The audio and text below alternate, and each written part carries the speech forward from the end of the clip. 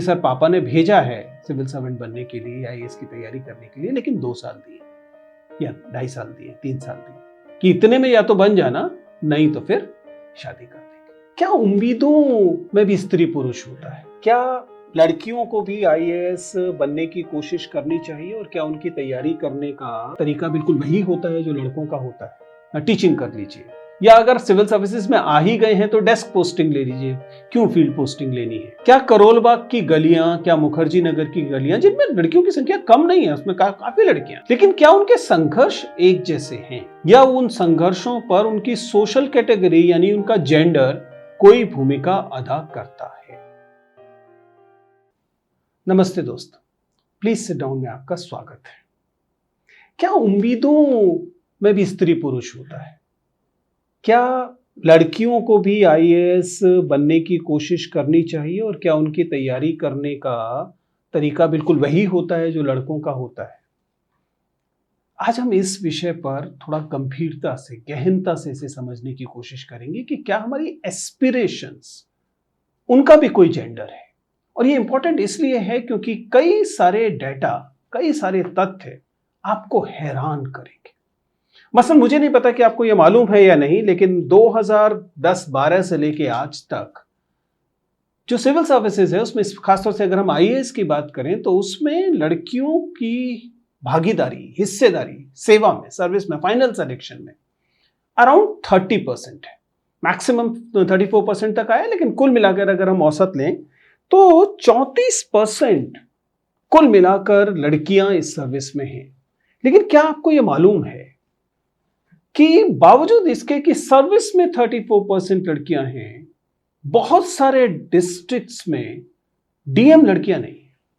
आपको ये बात हैरान करती होगी कि अगर आप मान के चले कि 2010-12 की बात से हम कर रहे हैं, तो तब से अब तक जो करियर के हिसाब से अधिकांश डीएम जो होंगे वो इसी कैडर के होंगे, 12, 13, 14 से लेके 24 तक के कैडर के। लेकिन पूरे देश में केवल 19% डीएम जो हैं, अलग अलग डिस्ट्रिक्ट्स के हिसाब से हम देखें तो वे लड़कियां हैं। और कई राज्यों में तो ये बहुत कम है। मसलन हरियाणा में 3%, पूरे सारे हरियाणा में शायद 1 लड़की डीएम है। तो हम ये समझने की कोशिश कर रहे हैं और इसको थोड़ा गंभीरता से समझेंगे कि क्या इंडियन एडमिनिस्ट्रेटिव सर्विस और इस तरह की जो सर्विसेज हैं उनमें हिस्सेदारी के स्तर पर लड़के और लड़की होने से क्या फर्क पड़ रहा है। हम इसको पूरे विस्तार से समझने की कोशिश करेंगे, क्योंकि ये उन बहुत सारे पेरेंट्स और स्टूडेंट्स के उन ईमेल्स और मैसेजेस का भी जवाब है जिन्होंने मुझसे बार बार पूछा है कि सर मैं 12वीं क्लास में पढ़ रही लड़की हूँ, आईएएस बनना चाहती हूँ। मैं ग्रेजुएशन में पढ़ रही लड़की हूँ, आईएएस बनना चाहती हूँ। मेरा सवाल है कि क्यों बनना चाहते हैं, और इस चाहने में, इस एस्पिरेशन में, इस उम्मीद में, इस आकांक्षा में आपका जेंडर क्या रोल प्ले करता है। हम इसी बात को आज समझने की कोशिश करेंगे। हम ये जानने की कोशिश करेंगे कि जब एक लड़की आईएएस बनने की कोशिश करती है तो क्या वह इस उम्मीद से कोशिश करती है कि वह डीएम नहीं बन पाएगी। 716 डिस्ट्रिक्ट हैं, 142 में स्त्रियां हैं, होनी कम से कम आधे में चाहिए थी। हरियाणा में जैसे मैंने कहा 3-4%, छत्तीसगढ़ में शायद 7%, बिहार में 8%, गुजरात में 9%, मध्य प्रदेश में 10%। जो डिस्ट्रिक्ट मजिस्ट्रेट, कलेक्टर हैं, उनमें लड़कियों का प्रतिशत, महिलाओं का प्रतिशत यह है। फिर लड़कियां आईएएस बनने की चाह रखती क्यों हैं? जब एडमिनिस्ट्रेटिव सर्कल में उन्हें 9 to 5 डीएम माना जाता है, 9 to 5 आईएएस माना जाता है, जबकि बाकी पुरुषों को 24 आवर्स डीएम माना जाता है। यानी उनको महत्वपूर्ण पोजीशंस दी ही नहीं जाती, ये कहते हुए कि आप लड़की हैं। जाहिर है कि कहा नहीं जाता, बट इंप्लाइड होता है। क्यों ऐसा होता होगा? आईएएस बनने में, बनने की चाह में, बनने की उम्मीद में और बन जाने के बाद महत्वपूर्ण भूमिकाओं में महिलाओं का प्रतिशत कम क्यों होता होगा? क्योंकि बहुत मुश्किल नहीं है समझना, क्योंकि हमारे समाज में वह चीज है जिसे हम पितृसत्ता कहते हैं, लड़कियों के लिए कह दिया जाता है this is not your cup of T. या फिर ये कहना कि आपको घर भी संभालना है, नौकरी भी करनी है, तो कुछ ऐसी पोस्टिंग, ऐसी नौकरी ले लीजिए जिसमें आसानी से दोनों काम कर सके, बैलेंस बना सके, संतुलन बना रहेगा फैमिली लाइफ और करियर में। टीचिंग कर लीजिए, या अगर सिविल सर्विसेज में आ ही गए हैं तो डेस्क पोस्टिंग ले लीजिए, क्यों फील्ड पोस्टिंग लेनी है, इत्यादि। खैर, पोस्टिंग की बात तो बाद में आती है। हमें से अधिकांश विद्यार्थी तो ये जानना चाहते हैं और ये समझना चाहते हैं, और मेरी इच्छा है कि मैं इस बात को समझाने में थोड़ा सा श्रम करूं, कि क्या लड़कियों के सिविल सर्विसेज में आने की कोशिश, उनकी प्रिपरेशन में उनका जेंडर कोई भूमिका अदा करता है, या फिर नहीं जी, एक ही तो पाठ्यक्रम है, सबके लिए सेम सिलेबस है, इसमें क्या लड़की क्या लड़का। सच्चाई यह है कि यह बात सही नहीं है। तमाम सोशल कैटेगरीज जिनमें जेंडर बहुत इंपॉर्टेंट कैटेगरी है, आपकी प्रिपरेशन को अफेक्ट करता है। चलिए जानने की कोशिश करते हैं कि लड़कियां आईएएस बनना क्यों चाहती, क्या ये कारण ठीक वही है जो लड़कों के आईएएस बनने के कारण है, या उससे कुछ भिन्न है। अगर हम एक सामान्य रिसर्च की बात करें, जो पिछले कुछ समय में हम लोगों ने परसेप्शन बेस्ड रिसर्च करने की कोशिश की अपने आसपास विद्यार्थियों से बात करके, तो पता लगा अधिकांश लड़कियां या तो अपने बैकग्राउंड की वजह से, उनके परिवार में पहले से उस चीज को लेकर एक तरह की आकर्षण रहा है, परिवार में पहले से कोई सिविल सर्वेंट है या एटलीस्ट गवर्नमेंट सर्विस में है, तो उनका कहना कि नहीं बेटे तुम्हें कोशिश करनी चाहिए, बहुत इंपॉर्टेंट जॉब है इत्यादि। लेकिन एट द सेम टाइम लड़कों के लिए और लड़कियों के लिए इसका जो, इनके जो कारण और इनके जो अवसर हैं वो अलग अलग होते हैं। आपको हैरानी होगी, पिछले दिनों एक शिक्षण संस्थान के महत्वपूर्ण शिक्षक ने पब्लिकली इस बात को बताया कि पिछले दिनों बिहार में एक एस्पिरेंट लड़की ने अपने सर के बाल मूंड लिए, अपने सर के बाल कटवा दिए सारे, उस तरह चलवा दिया। कारण क्या था? कारण यह था कि उसके परिवार के लोग उसका विवाह करना चाहते थे, और उस लड़की को ये क्रिएटिव तरीका लगा कि कम से कम गंजी लड़की से तो इस देश में कोई शादी करेगा नहीं, चलो बाल कटवा देते, जब तक बाल वापस आएंगे तब तक का मौका तो तैयारी के लिए मिल जाए। और ये अकेला नहीं है, हमारे पास बार बार ऐसी बच्चियां आती हैं जो बताती हैं कि सर पापा ने भेजा है सिविल सर्वेंट बनने के लिए या आईएएस की तैयारी करने के लिए, लेकिन 2 साल दिए या 2.5 साल दिए, 3 साल दिए, कि इतने में या तो बन जाना, नहीं तो फिर शादी कर देंगे। इसका मतलब उनका प्रिपरेशन स्केप, उनकी तैयारी का जो की जो जगह है वो उनके जेंडर से प्रभावित हो रही है।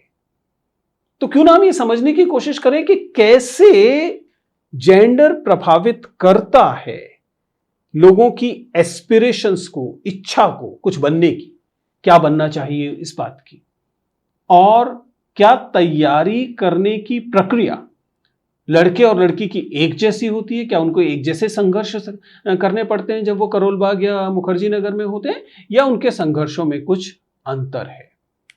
देखिए, जब लड़का ये कहता है कि मुझे किसी इंपॉर्टेंट सर्विस में जाना है, आईएएस में जाना है, आईपीएस में जाना है, तो उसके जो कारण बताता है उससे कभी कभी लड़कियों के कारण अलग होते हैं।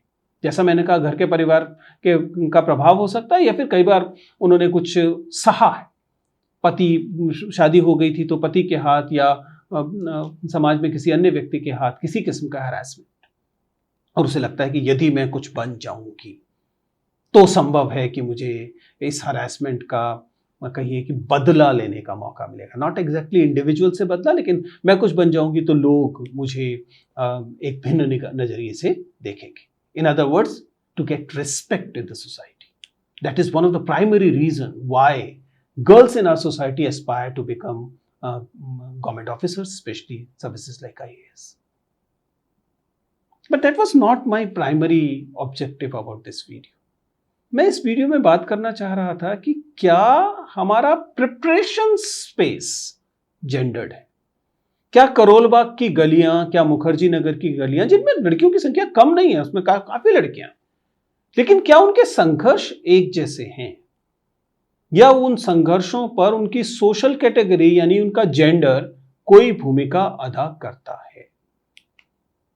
क्या ऐसा है कि लड़कियों के ऊपर, जैसा मैंने कहा, पेरेंट्स का दबाव लड़कों की तुलना में ज्यादा होता है?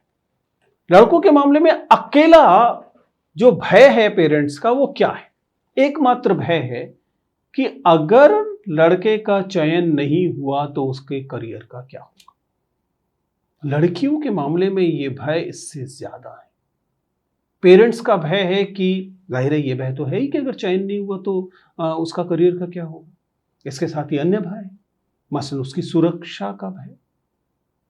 ये जो भारतीय समाज की, खासतौर से हम उत्तर भारत की स्थिति देखते हैं, इसमें स्वाभाविक है कि पेरेंट्स को ये लगातार डर लगता है कि लड़की सुरक्षित है या नहीं है, या फिर इसका प्रभाव उसके विवाह पर कैसा पड़ेगा कि लड़की अकेले बड़े शहर में जाकर 4 साल रहकर आई है। एंड देन ऑब्वियसली भारत के तमाम पेरेंट्स की तरह एक बड़ी चिंता तो यह है ही कि कहीं लड़की किसी रिलेशनशिप में न चली जाए, और यह रिलेशनशिप लड़के परिवारों को अपने लिए अपमानजनक लगती है कि देखिए हमारी लड़की ऐसा, हमारी लड़की तो पढ़ने लिखने वाली लड़की। सिर्फ इतना ही नहीं, आप पाएंगे कि इन वजहों से लड़कियों का प्रिपरेशन में लगाए जाने वाला समय 1 साल, 2 साल, 3 साल, इसकी कीमत, एक्सपेंसेस समतुल्य लड़कों से ज्यादा हो जाते हैं। मतलब सिर्फ इतनी सी बात कि अपने ट्रांसपोर्ट के लिए या अपने रहने के लिए लड़कियां जो जगह चुनेंगी, उनके जेंडर के कारण आप पाएंगे कि उस जगह का किराया सुरक्षा के स्तर के कारण समतुल्य जगहों पर लड़कों की जो किराए की स्थिति होगी उससे ज्यादा होगा। So what I'm saying is that it is expensive for girls to prepare in comparison to other aspirants boys. And then obviously the social pressure कि इस तैयारी में जो पैसा खर्च हो रहा है, पेरेंट्स लगातार दिमाग में कैलकुलेट करते रहते हैं कि अगर इस पैसे को बचा ले जाते तो दहेज में काम आता।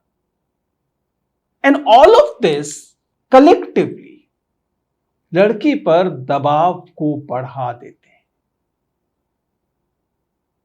और ये दबाव एक तरह के नहीं है, 50 तरीके के।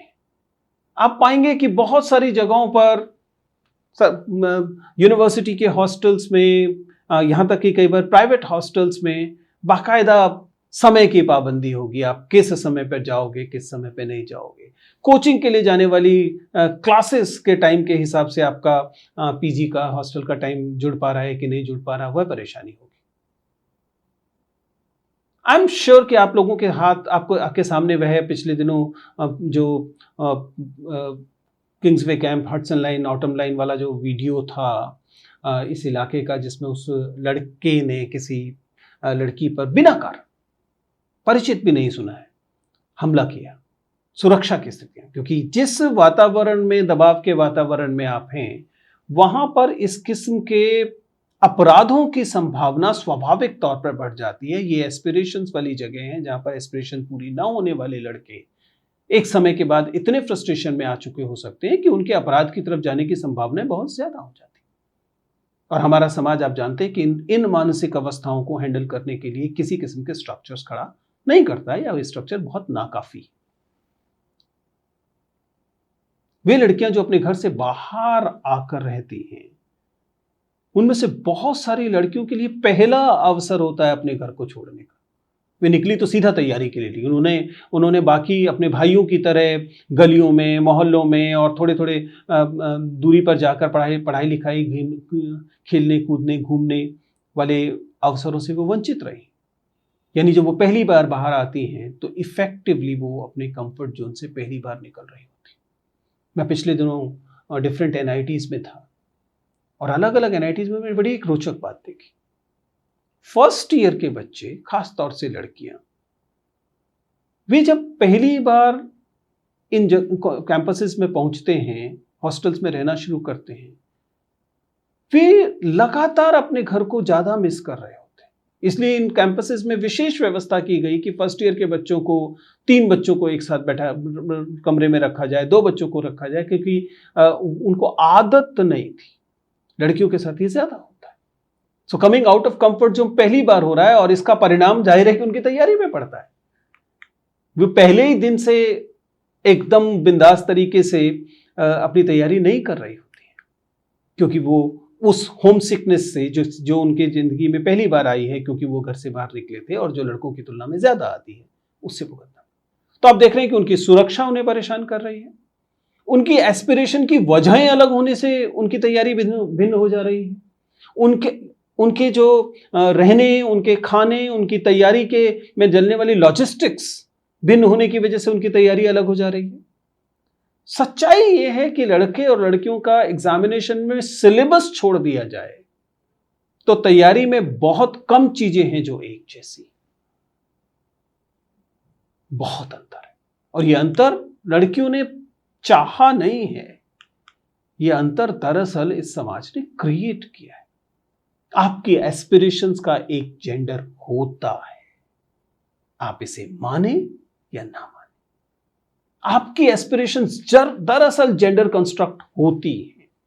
आखिर कोई तो वजह थी ना जिस वजह से लंबे अरसे तक यह माना जाता रहा कि लड़कियों का काम, महिलाओं का काम रसोई का काम है, घर की चार दीवारी के अंदर रहने का काम। क्योंकि घर की चार दीवारी जेंडर्ड स्पेस थी, या ये एस्पिरेशन कि आप एक दिन परिवार चलाएंगी, यही एस्पिरेशन में लड़कियों की एस्पिरेशन के तौर पर तैयार की गई थी। इसलिए समाज में लड़कियां जब वो बाहर निकलती हैं तो वे दरअसल इस दौड़ में, अगर हम इस तैयारी की दौड़ को मान ले, एक बराबरी की दौड़ नहीं होती है।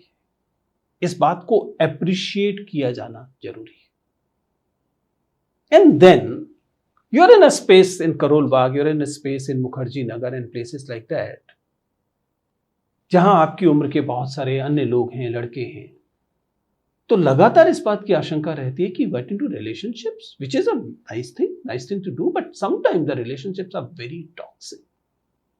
And these toxic relationships, obviously it impact both boys and girls.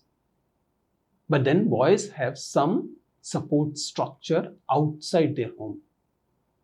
लड़कियों के पास आमतौर पर यह सपोर्ट स्ट्रक्चर थोड़ा सा कम होता है, और इसलिए लड़कियों के रिलेशनशिप के कारण जो सबसे पहला असर उन पर पड़ता है वो ये है कि उनको तैयारी से बाहर कर लिया जाता है, या वे खुद को तैयारी से बाहर कर लेती है। क्योंकि फैमिली सपोर्ट लड़कियों का लगभग सदैव कंडीशनल होता है, लड़कियों का लगातार कंडीशनल होता है, जबकि लड़कों के मामले में यह उतनी सारी बंदिशों के साथ नहीं होता।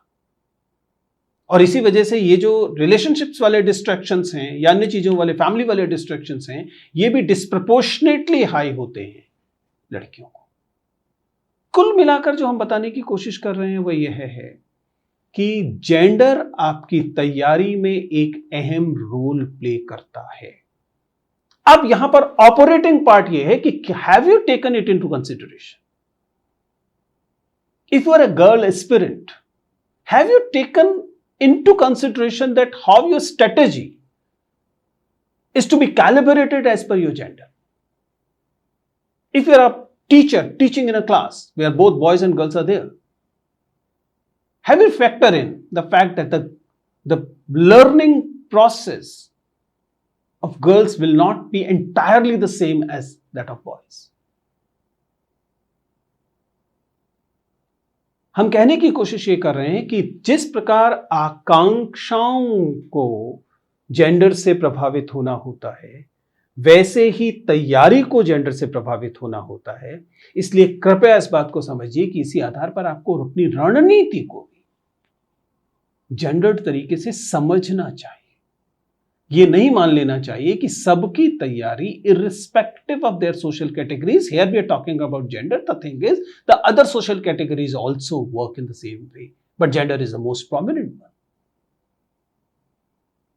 तो कुल मिलाकर हमने जिस चीज को समझने की कोशिश की है वो बहुत साधारण सी कोशिश है, और वो ये है कि तमाम तरीके की परीक्षाओं और आकांक्षाओं की तैयारी का स्पेस 2024 में भी, महानगरों में भी एक जेंडर्ड स्पेस है। मैं ये नहीं कह रहा कि हम ये मान लें कि इसका अर्थ है कि इनको सेग्रीगेट करने की जरूरत है, नहीं, लेकिन इसको डिनायल से बाहर आने की जरूरत है, इसको खारिज किए जाने से बाहर आने की जरूरत है। ये मान लेना गलत है कि लड़के और लड़कियों की तैयारी के संघर्ष, चाहे परीक्षा सेम भी हो तो सेम होगी। दुर्भाग्य से वे सिलेक्शन हो जाने या सिलेक्ट ना हो पाने, इन दोनों स्थिति में भी स्त्रियों और पुरुषों की जिंदगी के जो अंतर हैं वो बने रहते हैं। एक स्त्री आईएएस ऑफिसर की जिंदगी एग्जैक्टली वही नहीं है जो एक पुरुष आईएएस ऑफिसर की है, और एक ऐसी एस्पिरेंट जो आईएएस नहीं बन पाई, उसकी जिंदगी एक ऐसे पुरुष एस्पिरेंट जो कि आईएएस नहीं बन पाया उस जैसी नहीं. So we need to come out of denial and have to accept that many aspects in our society are still gendered, and aspiration and preparation is one such factor.